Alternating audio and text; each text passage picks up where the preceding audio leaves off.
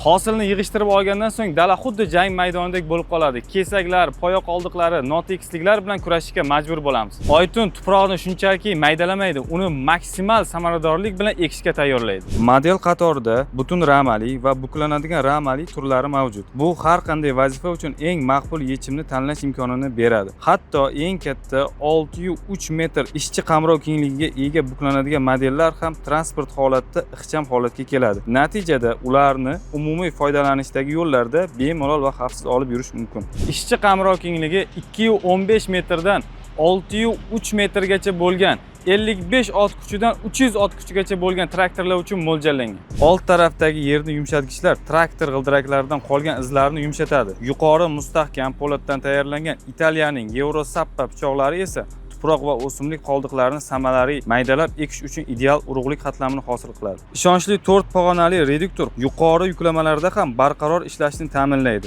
Himoya muftali kardan vali esa traktorning quvvat uzatish valini agregatni ortiqcha yuklamalarda ham himoya qiladi. Orqadagi maxsus tishli katogimiz tuproqni tekislaydi, zichlaydi va ekishga tayyor holatga keltiradi. Bundan tashqari, ushbu Oytun frezamiz bilan bir vaqtning o'zida ham yerni tayyorlab, ham don ekish selkasi bilan g'allani ekib ketsak bo'ladi. Kamroq yurish, kamroq yoqilg'i, kamroq vaqt. Har bir gektardan maksimal samaradorlik. Ana shuning barchasi Oytun frezasida mujassam. Agromash Elite. Biz texnika sotmaymiz. Biz siz bilan hosildorlikni oshiramiz.